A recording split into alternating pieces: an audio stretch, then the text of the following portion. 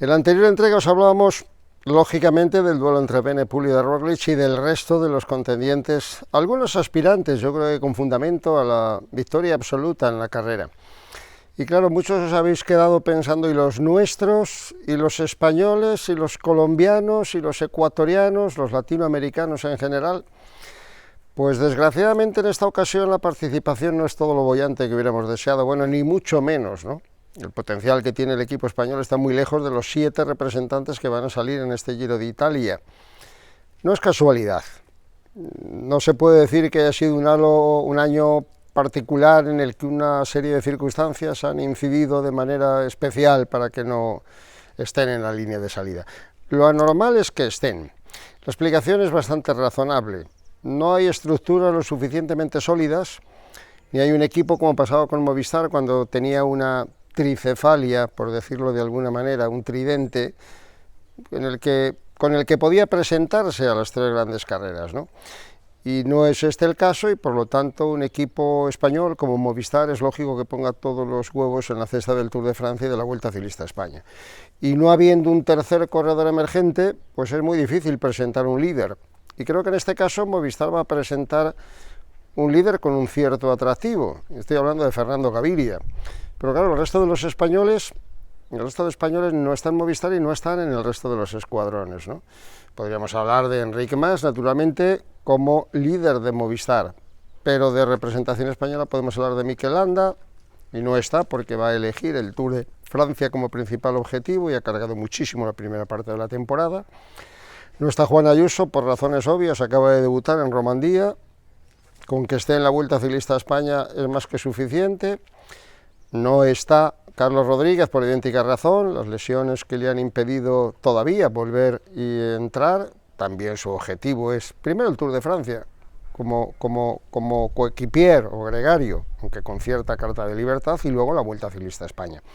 Y hay una serie de corredores que podían tener un interés, una representación importante, y no están, empezando por hombres de Ineos, como Fraile o como Castroviejo y compañía, o siguiendo por corredores de Cofidis, donde sí va a estar Jonathan Lastra, pero no está Johnny Zaguirre, por ejemplo, no está Herrada.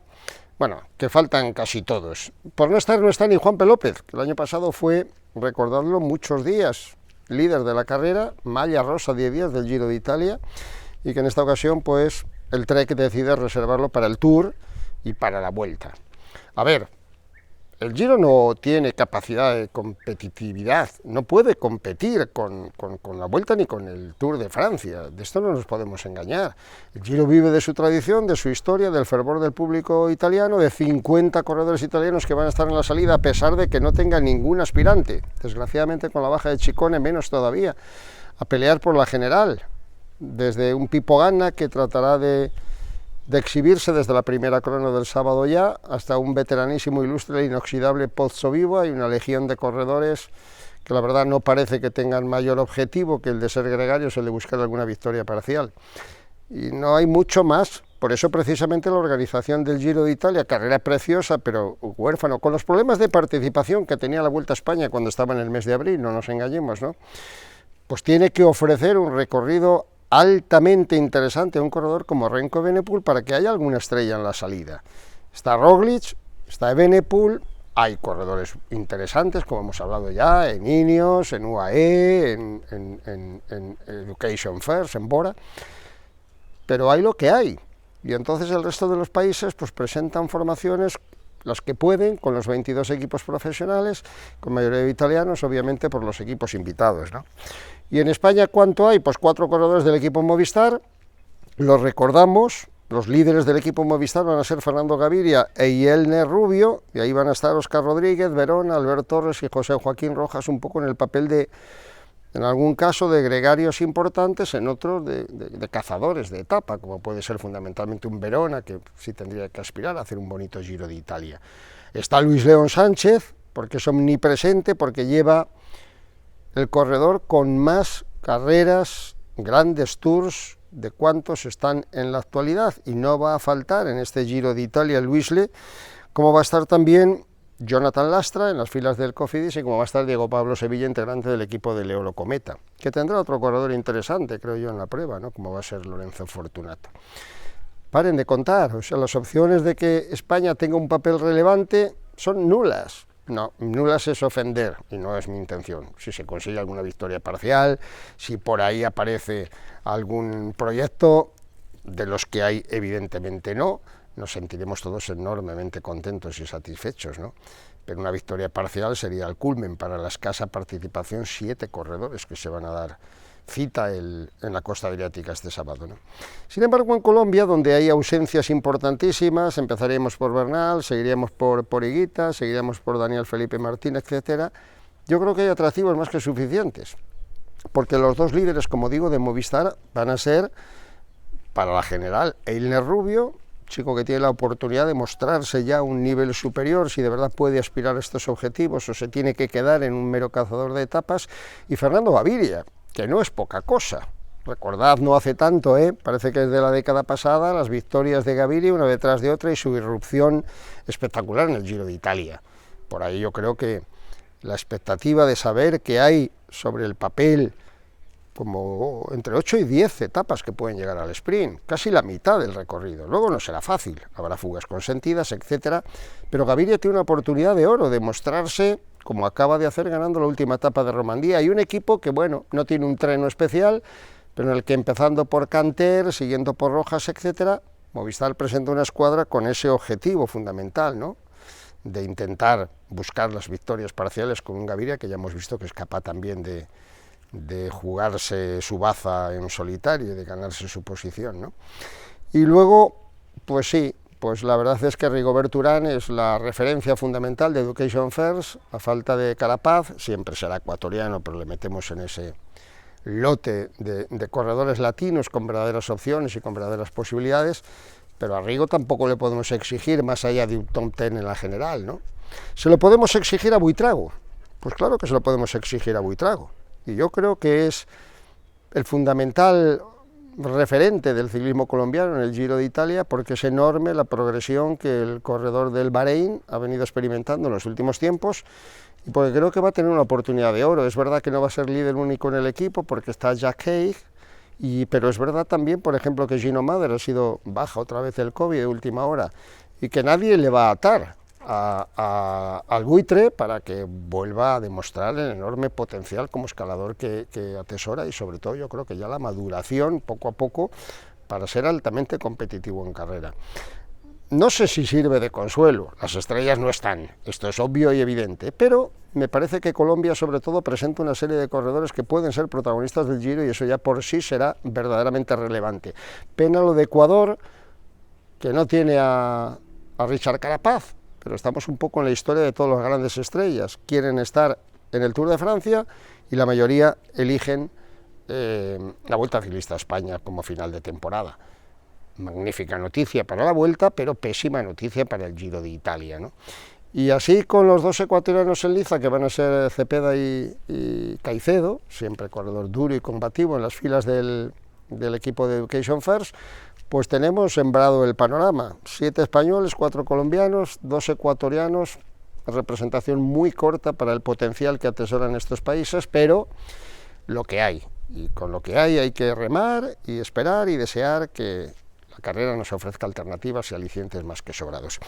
El recorrido, rapidísimo, porque tampoco pretendo extenderme demasiado y porque, bueno, quien quiera pues tiene ahí la oportunidad. Un recorrido que tiene 3 contrarreloj. La primera, para empezar, el sábado en la costa adriática nortona, 19 kilómetros, contra el crono, planos, habrá primeras diferencias importantes. En la cuarta etapa ya tenemos el lago Lacheno, un puerto de segunda categoría, pero ojo, los 4 últimos kilómetros están al 8,8%, que es un desnivel suficientemente interesante como para que haya incluso algunas diferencias.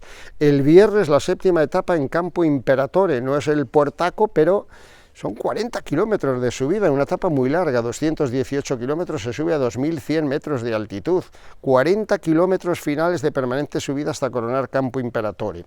Y el domingo, para abrochar un poco la primera semana, la contrarreloj de Cesena, ¿no? Es terrorífica porque son 35 kilómetros, porque es plana y porque aquí los que Los que no son especialistas contra el crono van a sufrir y van a perder mucho tiempo con relación, bueno, no digo ya a Pipo Ganna o a Kuhn, que serían irrelevantes, ¿no?, con relación a los dos grandes favoritos, como son Remco Evenepoel, que es un tiro contra el crono, y Primož Roglič.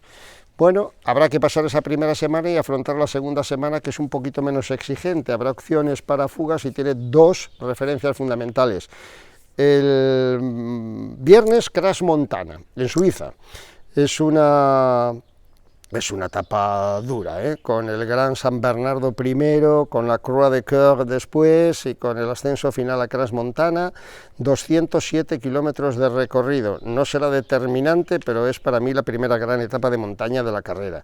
Y luego viene el domingo, a modo de aperitivo, la etapa de Bérgamo. No está señalada como de las más importantes, pero tiene un recorrido ahí tortuoso, media montaña especialmente dura y sobre todo muchos movimientos estratégicos que va a haber, pero cuando lleguemos a estas alturas va a haber ya muchas diferencias en la clasificación general. Descanso de lunes y entramos en la tercera semana el martes con el Monte Bondone, segunda gran llegada en cuesta. De las 5 que hay 3 etapas que son estelares, ¿no? Esta es la segunda, el Monte Bondone, son 22 kilómetros de ascensión y previamente 4 puertos, tapón sin duda, tapone que dice en Italia. Y el jueves, la 18ª etapa en Zoldo, segunda categoría, pero, ojo, los últimos 50 kilómetros selectivos tras una salida a la Crosetta, que es un puerto de primera donde va a haber una fuga peligrosa, puerto de primera de salida y luego etapa exigente. De alguna manera, prefacio también de lo que nos espera con las 3 cimas de Lavaredo el viernes día 19. Ojo, no son las míticas 3 cimas de Lavaredo donde el Chico Fuente dejó su estela. Hay que subir primero Campolongo, luego Valparola, luego el Paso Jau, luego las 3 cruces. Es la etapa reina porque es la etapa ya 19ª y porque nos estamos asomando al final de la carrera y porque quedan pocas oportunidades y las últimas balas, si es que quedan fuerza en los mosquetones todavía antes de la terrible crono final que nos espera. No solo son los 72 kilómetros de recorrido, es que el último ejercicio individual contra el crono, ahí lo tenéis en Monte Lusari, son 18 kilómetros, los 10 primeros llanos ondulados y exigentes desde Tarvisio, y luego los 7 kilómetros finales es un puertaco de media del 12%, pero que en los 5 primeros kilómetros tiene el 15 de media y desniveles de hasta el 22%. Yo creo que ahí hasta el propio Evenepoel puede sufrir. También ahí puede perder una carrera Primož Roglič, como lo hiciera en la plancha de Bellefilles, ¿no?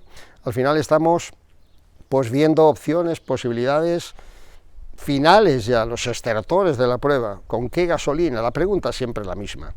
Al principio queda mucho Giro, luego la semana intermedia como que la gente ya va buscando victorias de etapa y cuando llega la semana de pasión de verdad, la tercera gran etapa, es que ya no queda gasolina. Bueno, vamos a ver si eso ocurre o no y vamos a ver si el Giro lo gana Evenepoel en la primera parte de la prueba, en los 9 primeros días después de la Crono de Cesena, o por el contrario hay que esperar a estos etapones de la última semana. O si por el contrario gente que no ha perdido mucho tiempo y llega con el fuste y con la fuerza y con el vigor necesarios para afrontar esas etapas, es capaz de revertir la situación. Lo que vaya a pasar no lo sabemos, Ahí os queda un poco el recorrido, las líneas maestras, las etapas claves, para hacernos una idea de lo que nos pueden ofrecer estas 3 próximas semanas de carrera, que en cualquier caso van a ser apasionantes, de eso no tengáis ni la menor duda. Pregunta y dejadme en comentarios quiénes son vuestros favoritos. Bueno, esa es mi reflexión. Mi reflexión es un planteamiento, es una invitación a que, bueno, ya que vamos a empezar la carrera, me digáis un poco, nos contéis quiénes son vuestros favoritos, dónde creéis que de verdad se puede decidir el Giro de Italia y cualquier otra circunstancia al respecto, porque siempre estaré encantado de leerla y de compartirlas y de comentarlas a lo largo de la carrera. Gracias.